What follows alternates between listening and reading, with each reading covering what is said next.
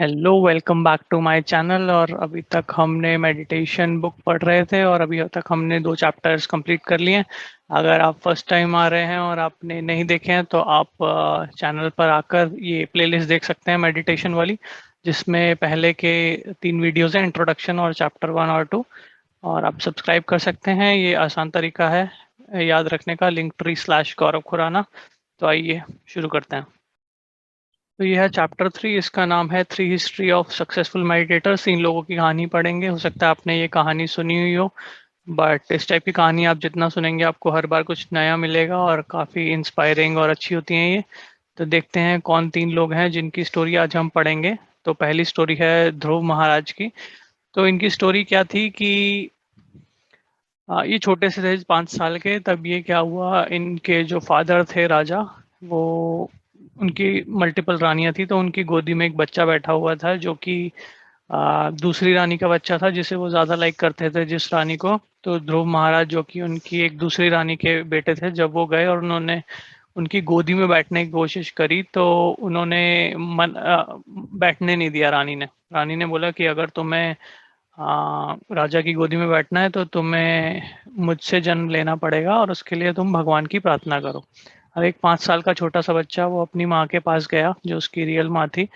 तो उन्होंने बताया, तो फिर उनकी माँ ने कहा, हाँ तुम्हारी जो दूसरी माँ है उन्होंने सही बोला है, तुम्हें भगवान का नाम लेना पड़ेगा और आ, वही ये पॉसिबल कर सकते हैं। तो 5 साल का बच्चा, उसने पता किया कि भाई भगवान कहाँ मिलते हैं। किसी ने बोला जंगल में मिलते हैं, तो वो 5 साल का छोटा बच्चा जंगल में चला गया। उसने जगह जगह पता किया कि भाई भगवान कौन है, कैसे मिलेंगे। तो वहाँ नारद मुनि प्रकट हुए। उन्होंने उन्हें समझाया कि तुम बहुत छोटे हो और इस सब की तुम्हें ज़रूरत नहीं है। बट जैसे छोटा बच्चा होता है वो इतनी आसानी से मानता नहीं है। तो उन्होंने मतलब स्टोरी बताई और मना किया। उन्होंने कहा अब बस ये बताओ कि भगवान का है, मुझे उनसे मिलना है। तो जो आप मंत्र सुनते हैं, ओम नमो भगवते वासुदेवाय, वो मंत्र उन्हें दिया गया कि आप इसका पालन कीजिए तो इससे आपको भगवान मिल जाएंगे।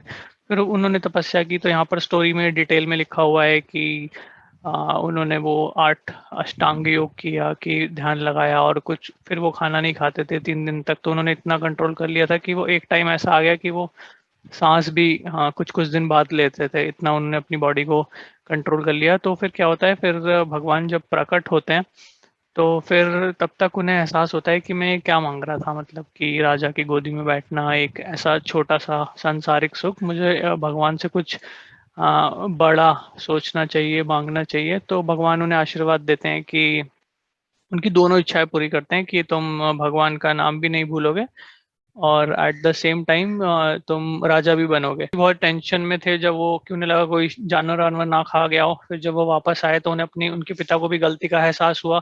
फिर धीरे धीरे जब वो बड़े हुए तो वो राजा बने। उन्होंने 36,000 साल राज किया। और फिर जब उन्हें लगा कि हाँ बहुत हो गया है, मतलब बहुत कर लिया है, फिर उन्होंने फिर जब उन्हें एज हो गई तो विष्णु दूत, यहाँ पर आप देखेंगे विष्णु का 400 फॉर्म है। तो जो विष्णु लोक में जो भी लोग रहते हैं वो सब विष्णु जैसे ही दिखते हैं।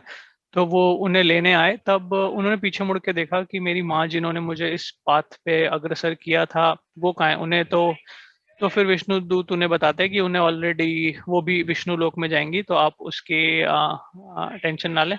तो ये पूरी कहानी का मैं लिंक आपके साथ शेयर कर दूंगा, आप इसे और डिटेल में भी पढ़ सकते हैं। तो आगे कुछ कुछ पॉइंट्स लिखे हैं कि जब वो भगवान से मिले तो उन्होंने उन्हें एहसास हुआ, जो मैं भी बता रहा था, कि मतलब मैं अपनी सेंसेस को खुश करने के लिए राजा की गोदी में बैठने के लिए कर रहा था। बट उन्हें लगा कि ये भगवान से ये सब मांगना, ये कोई अच्छी चीज़ नहीं है। उससे बेटर चीज़ें जो भगवान से मांगी जा सकती हैं।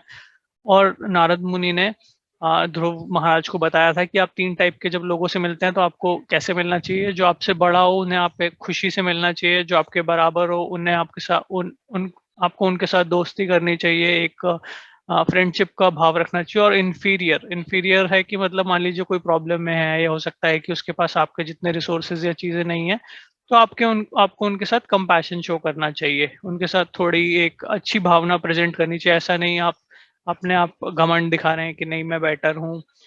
तो आइए हम आगे की स्टोरी पढ़ते हैं। तो ये हरिदास ठाकुर की स्टोरी है। ये बहुत ज़्यादा नाम लिया करते थे भगवान का। लगभग दिन में 24 में से 21 घंटे ये भगवान का नाम लिया करते थे। तो ये एक जगह पर जाकर जब रहे तो वहाँ के एक जो विलेजर थे उन्हें लगा कि ये साधु कुछ ज़्यादा ही फेमस हो रहे हैं, तो इनको जैसे ही आप देखते हैं सोसाइटी में कि कोई ज़्यादा फेमस होने लगता है तो उसके अगेंस्ट लोग हो जाते हैं। तो उन्होंने क्या किया, एक प्रोस्टिट्यूट को भेज दिया इनके पास कि जाओ और उनका ध्यान भंग करो, और एक बंदा ही भेज दिया साथ में जो देख लेगा और सबको बता देगा कि ये जो साधु हैं ये गलत करते हैं।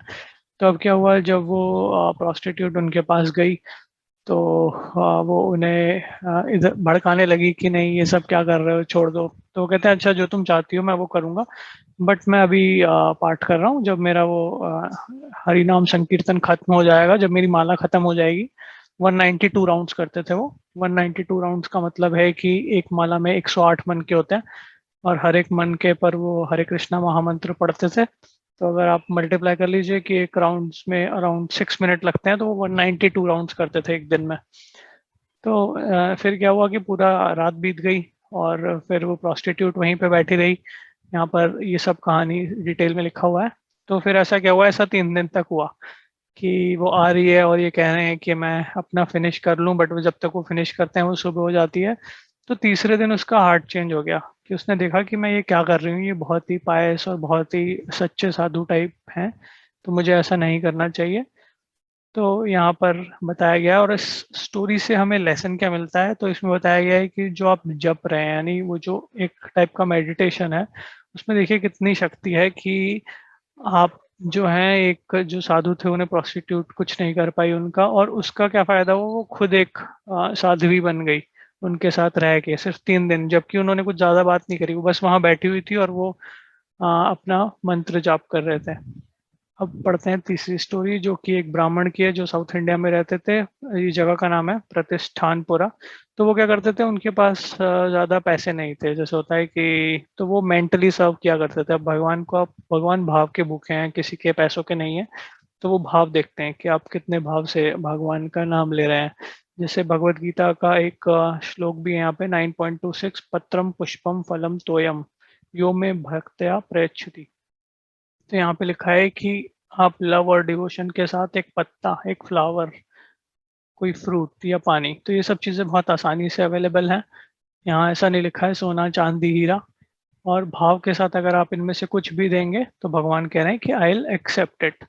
लिखा है भक्ति उपहरिताम, ऑफर्ड इन डिवोशन अस्नामी, accept from one in pure consciousness. तो भगवान ये सब एक्सेप्ट कर लेते हैं। तो एक्चुअली उनके साथ हुआ क्या था कि वो सपने में देख रहे थे भगवान को कुछ खिला रहे थे, तो उन्हें अचानक से लगा कि नहीं ये तो बहुत गर्म है भगवान को खिलाने के लिए। तो जब वो उठे तो उन्होंने देखा कि उनकी उंगली एक्चुअली जली हुई थी।